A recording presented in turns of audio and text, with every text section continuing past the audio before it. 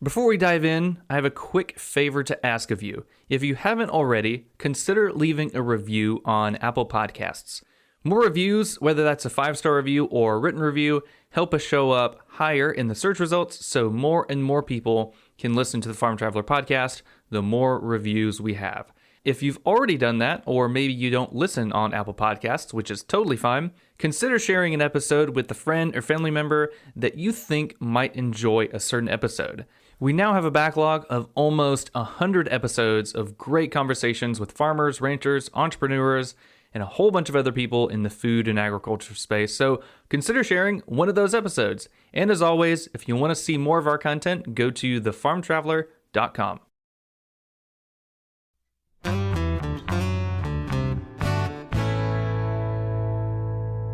Hello and welcome to the Farm Traveler podcast. I am your host, Trevor Williams.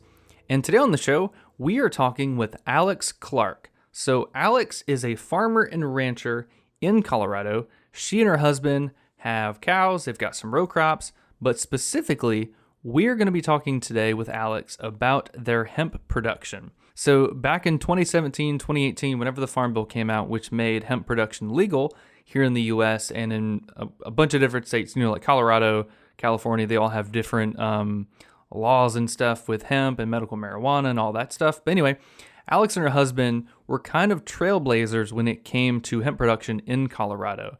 And Alex is going to tell us what that whole experience was like, how they went from no hemp production to a lot of hemp production, misinformation that they were getting from people that were telling them they should go into hemp, kind of what the feedback was from farmers and people in their community, that some thought they shouldn't be growing hemp, some thought they should.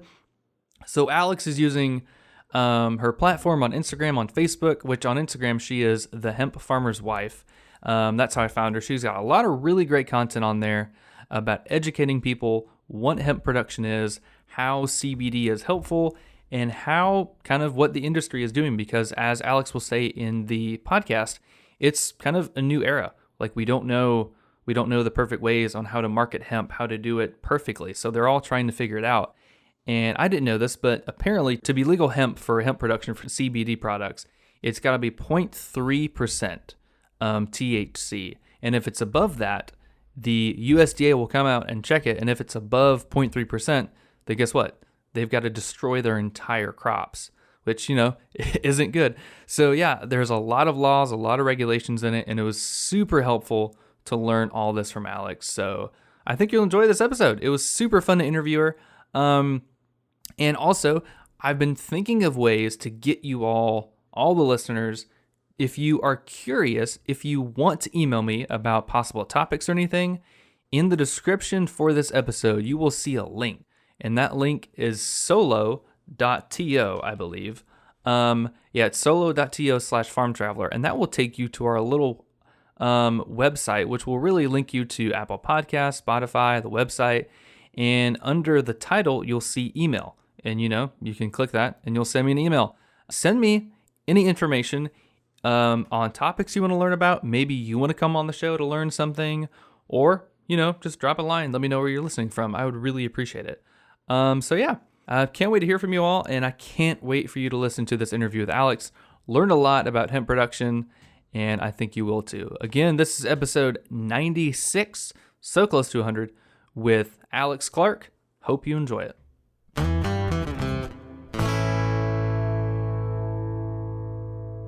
All right. Well, Alex Clarke, welcome to the Farm Traveler podcast. How are you doing?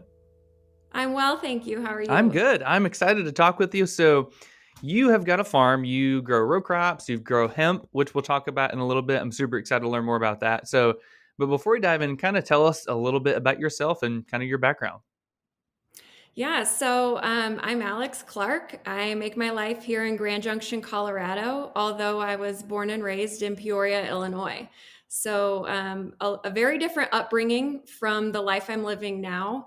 I guess I consider myself a city girl at heart. While I grew up occasionally riding horses, for the most part, we didn't have our hands in the dirt at all.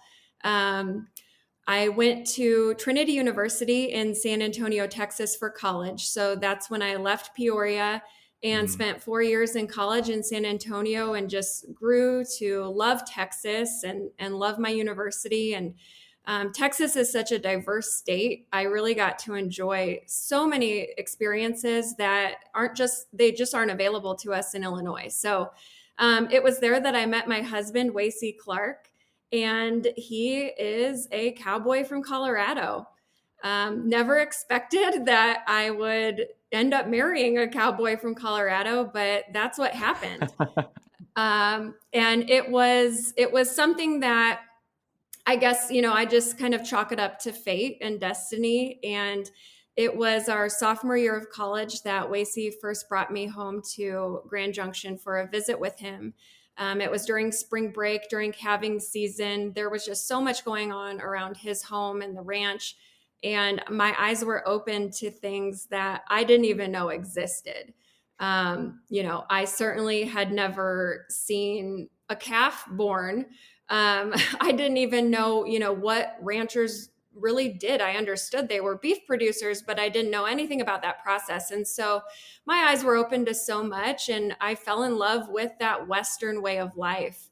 While Colorado is a pretty progressive state, on the Western side of the state, the kind of cowboy culture or Western lifestyle is very much alive and thriving. And so I just, I was enamored with him and I was enamored with his lifestyle.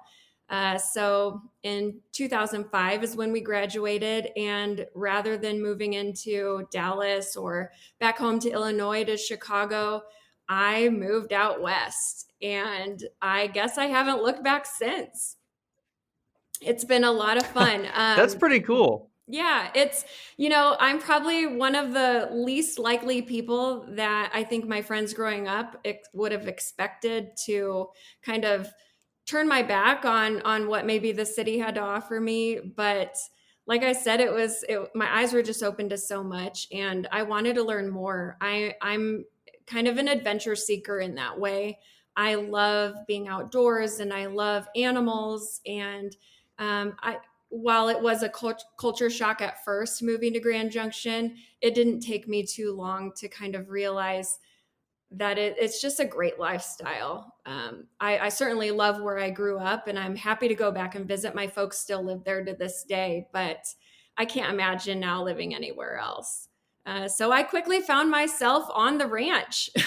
That's some Illinois to Texas to Colorado to ranch life. That's pretty cool. Yes. And at the time, ranch life, I didn't know anything about it. So I was just trying to find my place in the family and feel like I, contributed to our work. In addition to ranching, my in-laws and Wasey's family own and run a construction business. So again, very different from anything I knew. And I knew that I wanted to be a part of it. I chased my own kind of career ambitions early on, but I quickly realized that such a strict schedule was really hard for me to assimilate into the family and the family businesses when, Mhm. I had such a rigid schedule. Whereas, in farming and ranching, you might think your schedule is set in stone, but it changes daily and sometimes by the minute. So I felt like I was missing out on a lot of the fun. And it was only a couple years into our marriage and when we had our children that I decided, all right, I have no choice but to jump in head first. So let's do this thing. And I guess I was kind of like, I think most people know who the pioneer woman is. And I absolutely identify with her story because I found myself in that same spot. So it was let's see. So my firstborn was in 2008. And that's when I realized, okay, I make a pretty crummy cowgirl. I've, got to find other ways to contribute. And so maybe a couple years past that is when I realized I can help with the construction business. I can help with the ranch, maybe not as a cowgirl, but I can keep records and I can keep the cowboys well fed. And while some people think that that role might not be important, I think they would disagree and say that it might be one of the more important roles on the ranch. So while I'm no expert in beef production, I'm still learning to this day as we go. But that's really how I got started, kind of out west, and made my place in the family and in our businesses. Yeah, that sounds like it was a huge adjustment. I mean, you're not only getting used to the ranch life, I mean, you're also a mom, you're helping out with the ranch, you're helping out with the construction business. So it seems like there was a lot going on. So, I mean, did you find like a system, like, I don't know, like productivity systems always fascinate me. So, did you find some sort of system of scheduling and organizing that kind of helped you juggle all of those kind of ideas with that helped you kind of fulfill those as best as you could? I tried my best, but I will say, the way our ranch and operations and the outfit in general works, as much organization and structure I try to bring to it, it I've got to be ready for things to change daily. And that starts, with the construction business. You're not always at the mercy of your own schedule. So I tried to bring a little bit of structure and order. I think, with young kids in the house, that's fairly easy because when it's nap time, it doesn't matter what's going on at work. It was my job to get the kids home to nap. But I guess I say it jokingly, but it's almost so funny. It's not that the structure and the order and the schedule. I've just learned to let go a little bit when it comes to that kind of control. I like that. That's a good point. I mean, I always hear anytime I try to schedule out my day and be productive, I always think about the quote. I can't remember who said it, but it's if you planning is essential, but most plans fail. I mean, you've got to plan, but I mean, you've got to also be able to adapt and know that, your schedule's not going to be 100% perfect. Things are going to pop up, which I'm sure in your case, things pop up all the time, whether that's on the ranch or those construction businesses and stuff like that. So yeah, when we were talking back and forth, you have the construction company, irrigation company, and also reclamation with the oil fields. Can you explain that a little bit? Sure. So, the oil industry, the oil and gas industry kind of goes through like a boom bust cycle over the years. And in our community specifically, they've felt that over the decades, even. So, when we graduated from college, my husband came back, started, having more of a hand in Clark and Company, which is the construction business. And I guess at that time, we were in a boom and he saw a need for reclamation in the oil field. So what that means is when a pump pulls out or when a crew leaves, we go back in and make it look native again. And we will plant native seed using a variety of methods. Typically, it's hydroseeding, and we make the earth look like it was untouched. So, believe what you want about the oil and gas industry. Our community relies on it economically, but we take a lot of pride in going in and making it look like no one was there. And in some cases, we're even able to make it look better than it did before, and make it better habitat for the wildlife. And if you've been to Colorado, we're pretty blessed with our topography. It's, I think, one of the most beautiful places in the world, the Rocky Mountains. And so the thought that we get to go in and preserve the habitat for wildlife is really important to us, not just as locals in Colorado, but we're also hunters and fishers, and Mhm. so we really care about the environment. I think more than people would assume as oil and gas supporters or as hunters. That's a good point. Where would you say most of those oil fields are located? Are they in fields? Are they kind of in the mountains? I mean, do they kind of vary? It varies. Where we do a lot of our reclamation is in the high country. So we'll go very far off of any paved roads on dirt roads, and where they're laying pipeline or whatever it may be. And we'll go shoot with seed and tackifier and mulch. And by the our goal is by the time we're out of there, there's no sign of any dirt roads that might have been laid while the gas companies were there. Gotcha. Okay. That's neat. Yeah. I mean, I've seen some stuff recently on YouTube and Facebook about people closing old oil fields and stuff like that. So that's very neat. I mean, I think that's cool. I mean, you use the oil, you get oil, and then you guys go in and kind of make it look like nothing was there. So that's really cool. I like that.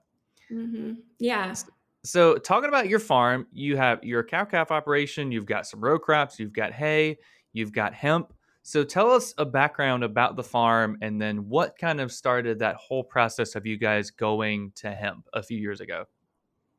Sure. So my father-in-law and mother-in-law were really the ones that started, the family's cattle operation. So we do run a cow calf operation all through the Western Slope on owned ground and leased ground, also on some public ground, BLM.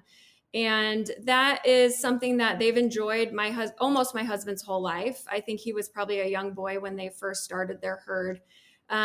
So as he was being raised, his hands were always in the dirt. They also farm corn and hay for feed. So he understands soil, he understands water. And while his formal education might not be in soil sciences or agronomy or agriscience, he has hands on, he was raised that way. And so when he came home from Trinity University, he realized that that's what his passion is. I think all of us just want to retire cowboys one day. I certainly do. It's as romantic and wonderful as it sounds. But so they've always kind of diversified with the construction, with the ranch, and it was in 2016 that Tanner Willis, a mutual friend of ours, came to us and said, "Hey, I understand you own some land.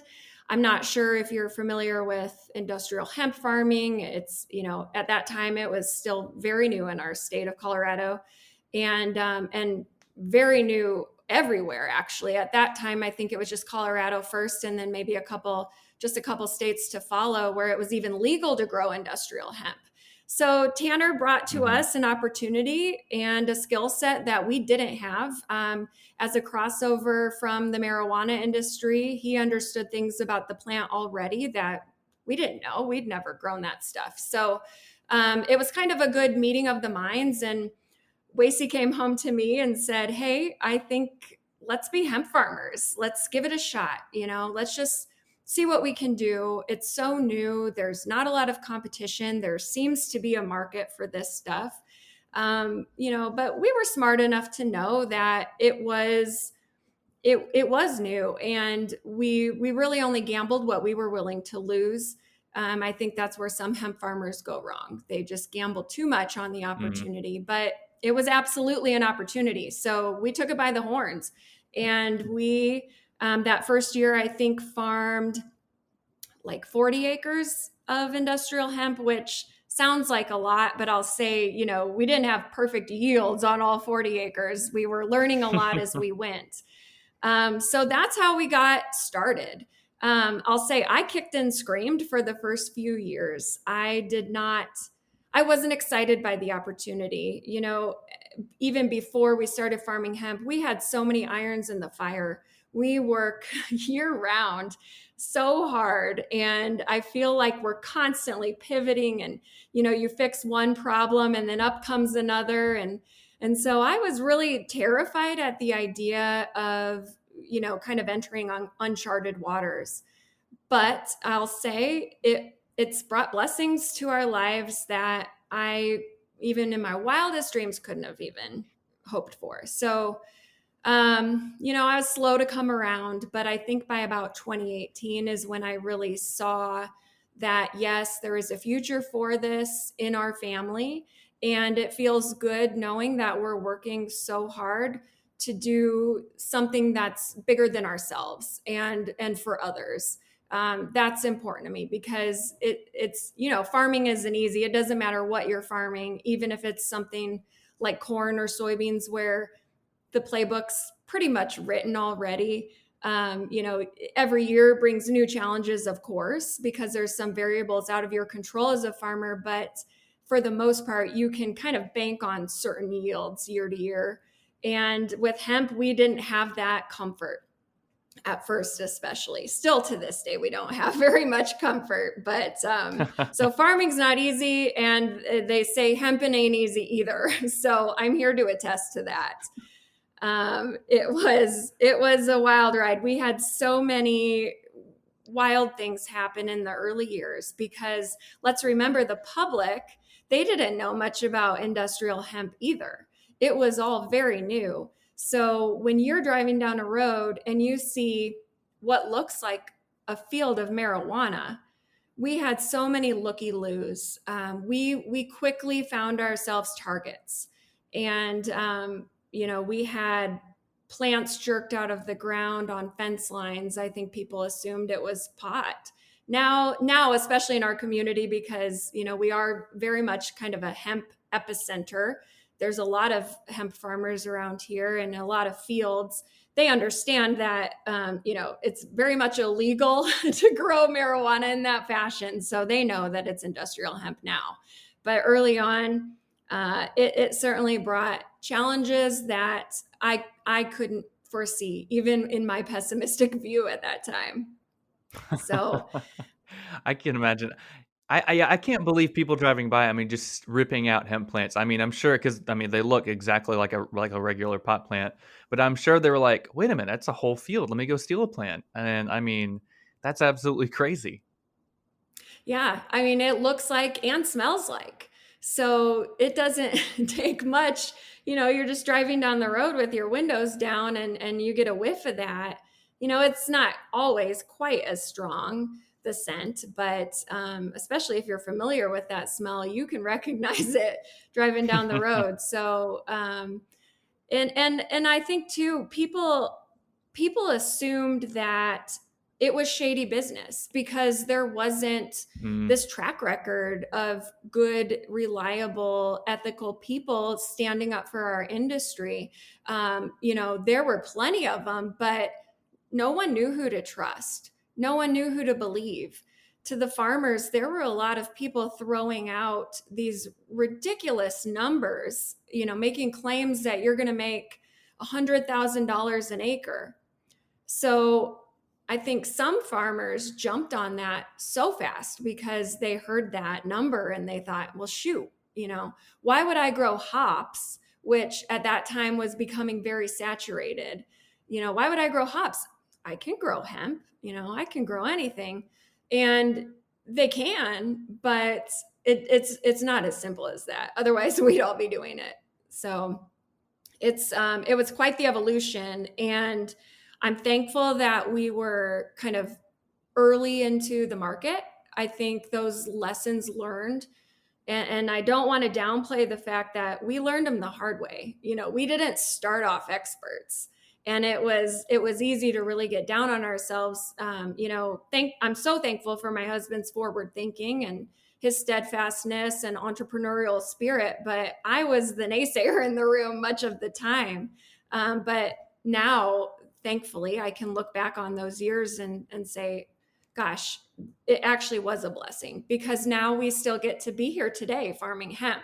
And there's a lot of hemp farmers that just simply either they ran out of money or they ran out of gumption and want to. And for them, I'm not saying that's a bad thing. For them, maybe that was the right thing that needed to happen in their outfit. But for us, it's I can say now that it's a good thing. It's a good thing. well, that's good to hear. Did you have any farmers, kind of whether it's locally or around the country, kind of I don't know, seeing what you're doing and like, why would you ever grow hemp? Like, that's not right. Did you have anybody that wasn't supportive of it? We did. People very close to us, they were supportive of us. And I think they would have been no matter what we do with our time. That's the benefit of living in a smaller community is we're all kind of cheerleaders for one another.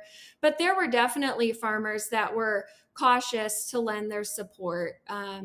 But I'll say, they probably had some opinions, but we didn't hear too much negativity from other people, but I know it existed because while we might not, Mm, know those naysayers personally, we absolutely encountered them at different trade expos and different agricultural shows that we would go to.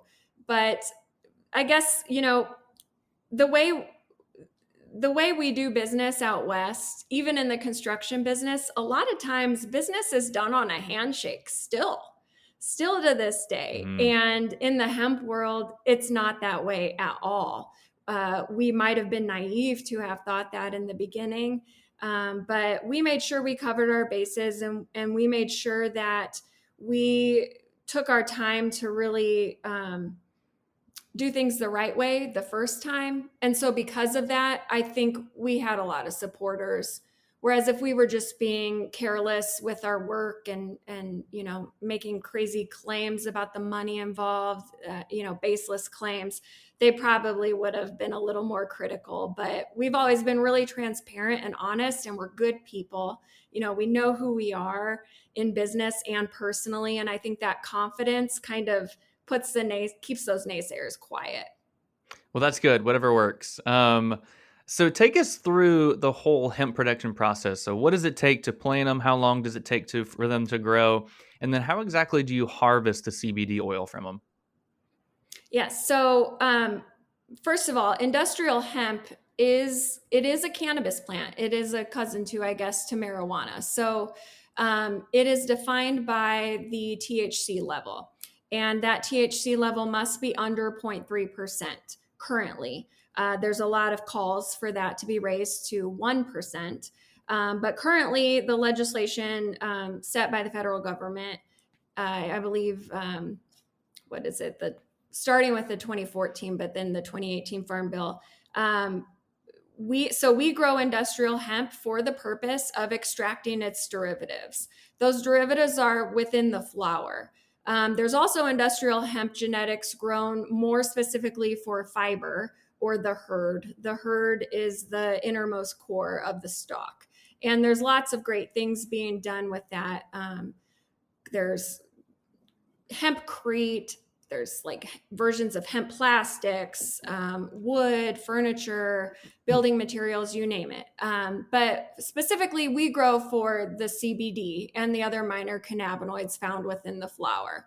So we typically plant either from seed or from clones that have been started in, small trays, and then we up pot them into 50s and then on from there. So we do a variety of plantings, and every year it changes. It's constantly changing based on demand. So I don't want to say we only use, we only plant from seed, because we definitely do live plantings as well. So very similar to other vegetables. We'll go in with a field crew, we'll live plant, and kind of do the whole shebang that you might visualize tomato plants being planted, or any other veggie really. We plant in mid-May typically, and then we'll harvest in mid-September. That time in between is critical to the plant, because we're constantly watching that THC level. As soon as it comes over 0.3%, it's considered hot. In my state, we're regulated by the Colorado Department of Agriculture, and we're actually subject to random testing throughout the grow season. So that time we're weeding. The weeding is so labor intensive. As the years go on, the machinery and the implements that are needed to kind of automate some of this stuff, it's more readily available now than ever. In the beginning, it was so hands-on, because at the time there was no machinery. There was no one implement that was perfectly built to this crop. Something kind of neat is our farm we helped a lot of those companies kind of retrofit different implements needed, and it was neat to have a hand in that process and that development. So we watch the weed, we watch the different predators. We always make sure that we use only additives approved by the Colorado Department of Agriculture on the approved pesticide list. We do farm conventionally. There are organic hemp growers as well. But, we use organic principles in everything that we do. We're just not certified. And once that THC level gets, near that 0.3%, we're also looking for the other minor cannabinoids, CBD specifically. But as the science continues to study those other minors, we're looking at CBG, CBN, et cetera, and on down the list. So, you want as much CBD out of that flower as possible. And so it's kind of a guess and test. When do you harvest? If you go too long, you run the risk of spiking that THC level. So we start harvesting, and like I said, mid-September and into October, depending on all kinds of things, weather, but especially that THC. And then we use a couple different harvesting techniques, depending on what the need is. What are we going to do with it from there? That will kind of dictate how it's harvested. If we can afford to go in with a combine and, chop it up, we will do that. But we do know that we lose a little bit of the cannabinoids when we do that. So sometimes if it's really fancy flower that we're harvesting or needing, we'll go in and it's almost like a Christmas tree farm. We'll go in, chop it off at the stalk, and then hang dry. So once it's out of the ground, drying is important. Hang drying is great because you leave so much intact and your yields are going to be higher, but that's really hard to do on 100 acres. So we'll go bet. in, and something kind of neat. You'll think this is cool. So like I said, there really was not a lot of machinery built specifically for this crop at that time when we started. And we were just looking, how can we improve our efficiencies and how can we improve our yields all at the same time? Well, we ended up, I think it was 2019, we paired up with some peanut farmers in Texas and went down and brought home a caravan of peanut dryers to the hemp fields and dried hemp in peanut dryers. And you hear people say, not my circus, not my monkeys, or not my monkeys, not my circus. Yeah. You should have seen those things coming down the road into the farm. I thought, oh boy, now we really look like the circus, because they look like circus carts just being hauled. So we will dry the flower that way. We also borrowed from the chili industry in New Mexico, and we purchased and brought home a enormous chili dryer. And I thought that was pretty cool because I'm a big fan of green chili and red chili. But you need to dry the hemp to get it to a moisture level of under 10%. And those were some methods that we have used historically to do that. From there, depending on where the hemp is going and what the specs are required by the processors and extractors, you might go through some kind of a homogenation process to remove those any weeds that might have been picked up, any large stems, stalk. And then from there, the flower is bagged into super sacks and hauled off to extractors. And we don't extract ourselves. So all of our hemp is extracted by different companies that we have close relationships with. And they will extract it. And the oil can be taken into a couple different forms. Either, you have your hemp or your CBD isolate, so where they actually isolate the CBD molecules. They'll make distillate, they'll make crude oil. So, I'm no expert on the extraction side of things. We absolutely rely on our expert partners for that. But that oil or those extracts are then what are put into what consumers will find now as CBD products. Gotcha. That's so cool that, you guys are kind of at the forefront of doing all this hemp since you did it whenever it first, really became legal. And so you're having to borrow from the peanut industry, the chili industry, kind of just figuring out whatever works for you. And I didn't know, I thought that the THC levels would just stay constant. So I didn't know that they actually fluctuate. So that's, I mean, what would happen if you said it's got to be 0.3%? What would happen if somebody came and inspected it and it was 1%? I mean, would you have to destroy the entire crop, or would it have to come back later on and evaluate it? What would happen there? Yes. So once a field test hot, currently, I believe the rules have not changed yet, that the Colorado Department of Agriculture will require you to destroy that crop. I believe now there's some leeway, and it might be all the way up to 0.39 at this time, where if you can prove to them how you're going to use that harvest, um, I think there's some leeway today. But anything over that must be destroyed. And it absolutely happens, and it's not a happy it's not a happy thing. I mean, imagine a corn farmer being told his entire field is out of compliance, and you got to destroy it. I wouldn't ever want to be in that situation. Yeah, that's a lot of money you would lose. And I mean, you'd probably have to wait an entire growing season to replant and then hopefully get back any sort of money. So, I mean, that's a very good point. So, you mentioned also in our Mhm. emails that you're having Utah State study the genetics of your plants. So, what's that whole process been like? Yes, so that's something we're really proud of and excited about.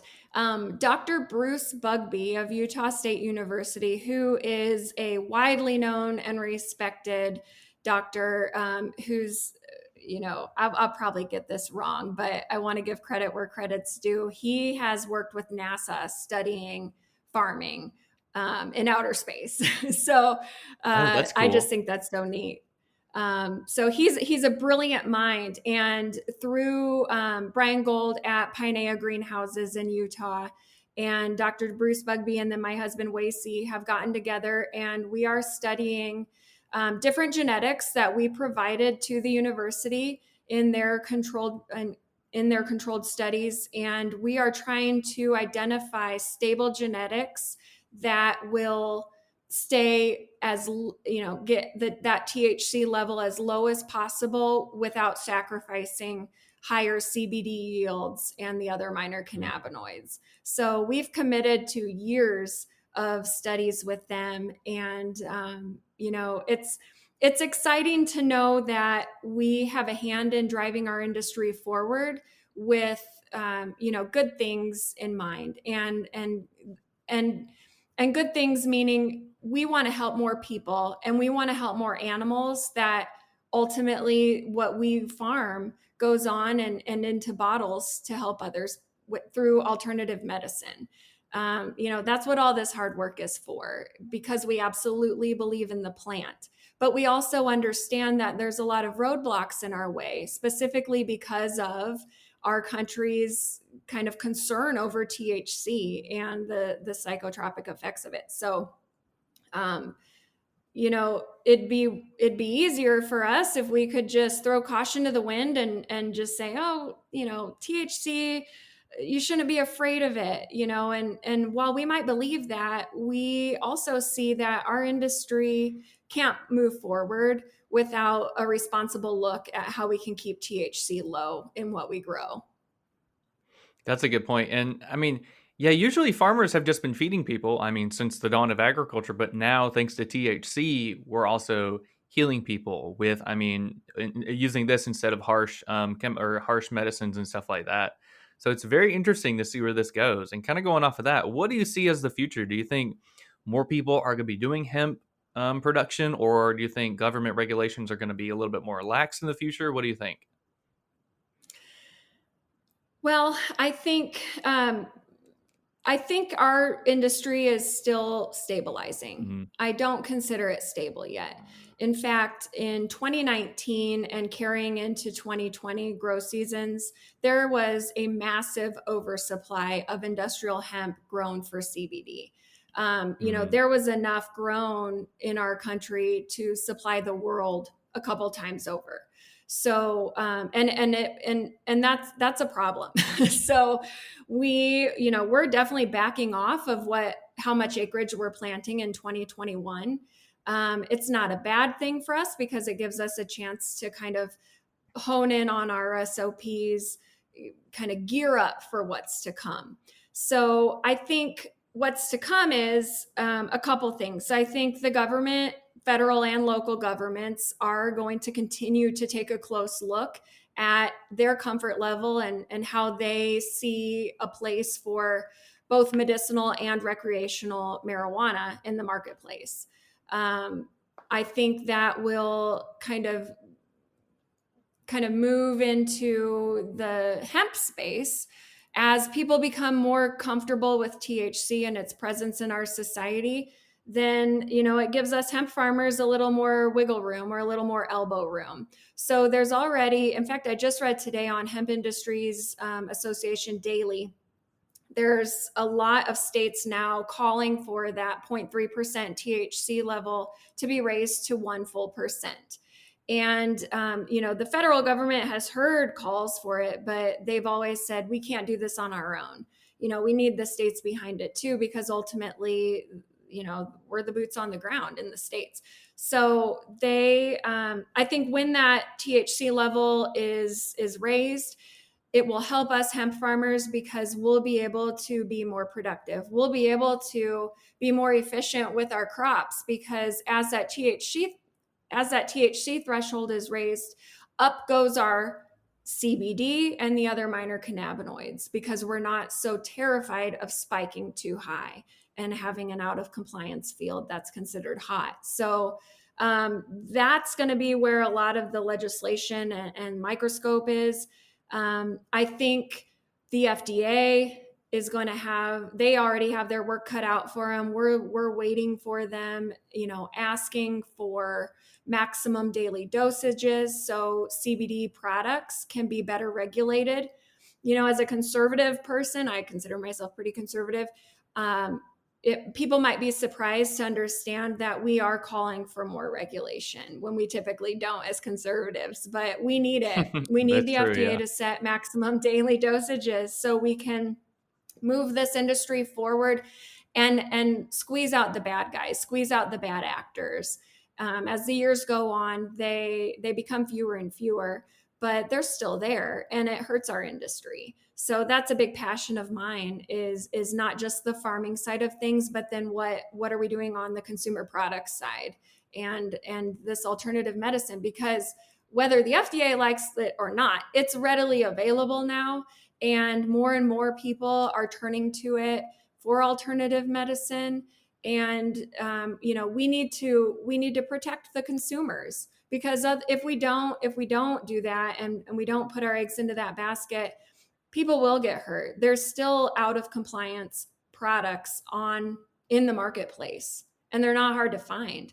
And those brands the brands recognize the public's, I guess, ignorance to what even is a compliant CBD product.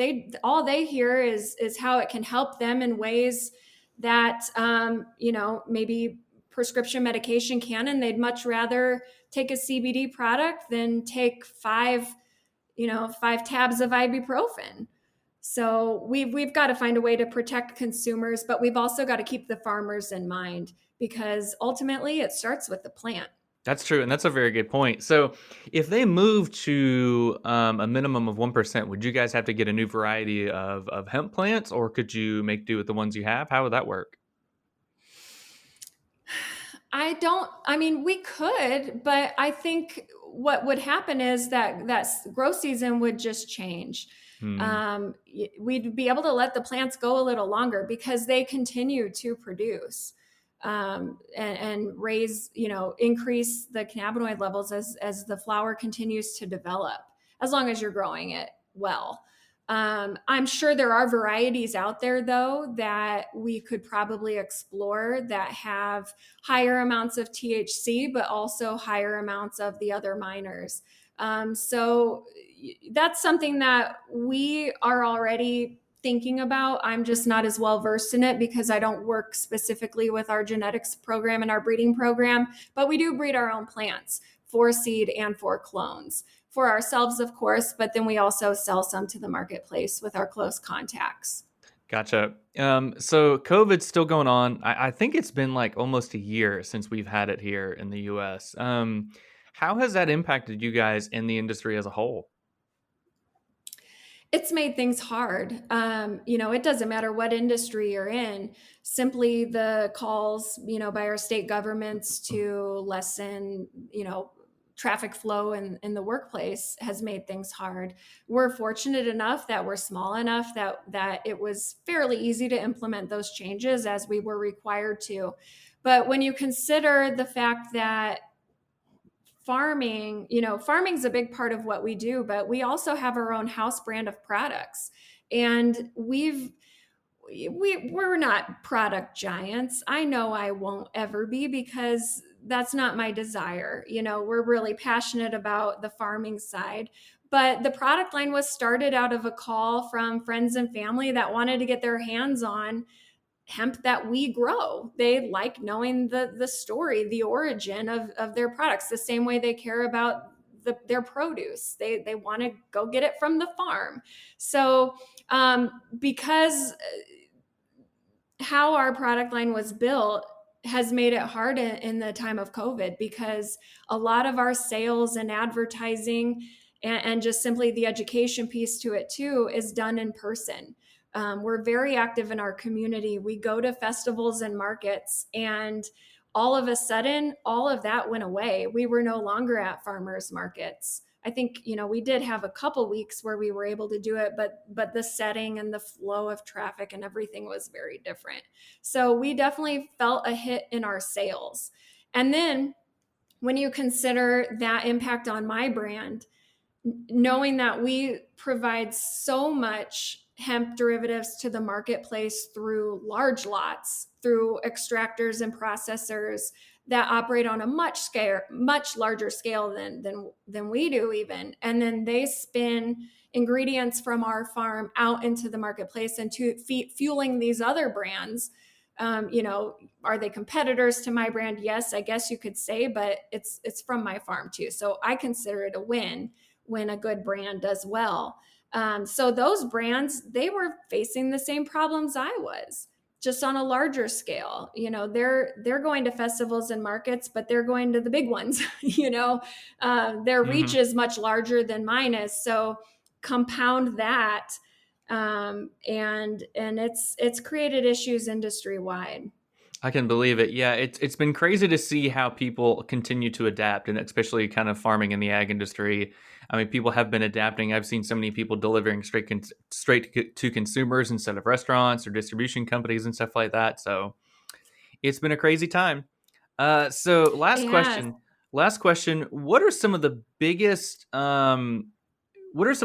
misconceptions that you see consumers might have about hemp production? I know you said that some people thought it was regular marijuana when they were growing it, and I feel like more and more people are kind of getting used to the idea. So, as a hemp producer, what do you see as kind of the biggest misconceptions that consumers have right now? I think consumers, and and it might not even be a misconception, but consumers, I think, fear that there are bad CBD products on the market that are ineffective, that are out of compliance. And so when I say I don't know if it's a misconception, it's because I know that there's out of compliant products on the market. But I also think the misconception then lies in the fact that you can't group us all together as an industry yet, because there's a whole lot of us doing great things and doing the right thing by the consumer, because ultimately that's what we work so hard for. It's not because we want another job. The last thing we needed when we started Hmm. farming hemp was another job. And we do it because we want to help people, because we see the promise in this plant, and we see and trust the science coming out of these different studies going on at the university level. So I think customers just worry, what am I getting? Is it safe? Is it sound? Is it going to help me, or is it going to be a gross waste of my money? And that's why we need more regulation, because we need to gain consumer confidence. And I think we're getting closer. I really do. I probably sound so down in the dumps about it, but it's only because it's frustrating. sometimes the loudest voices in an industry are those, with the wrong message. And that's a big reason why I started my social media account is to tell our story, because I'm not always happy with the story being told elsewhere. Right, and I think social media gets a lot of bad rap, but one good thing is that it's allowing farmers and ranchers to kind of get their message out there and showcase what's going on. And it's very interesting. I can't wait to see what else happens in the hemp industry because it's still so new, thanks to the Farm Bill a few years ago. So it's going to be very interesting to kind of see where that wave goes. And I mean, you guys have been there since the beginning, so I'm sure you're eager to kind of see it improve as well. Um, Yeah. well, Alex, this has been super fun talking with you, your farm and hemp production, all that good stuff. If people want to follow you and see your awesome social media account and kind of follow the story that you're doing, where can they go? You can find me on Instagram at the Hemp Farmer's Wife. And then you can also read more about our operation and what we're all about at coloradohempsolutions.com. All right. Well, Alex, thanks again and best of luck to you guys. Hope it continues to go well, and we'll have to touch base with you soon. Thanks, Trevor. I appreciate it.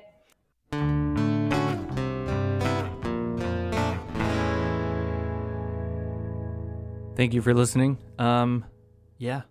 You've made it all the way to the end of the show. It's 50 minutes in. You listened to the whole thing. I hope you enjoyed this episode with Alex.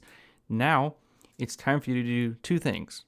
Of course, go check out Alex at The Hemp Farmer's Wife on Instagram. And also, go in the description of this podcast episode, whatever you might be listening on, whether it's Spotify, Apple, CastBox, whatever. Go to the description. I'll wait for you to do it. All right. Now click on solo.to/farmtraveler. And email me. Let me know what you'd like to learn about, who are some of your favorite guests, who'd you like to have on, or maybe you want to come on the show and tell us a thing or two about food and farming. So yeah, thank you so much, and guess what? We'll see you next week. Okay, bye.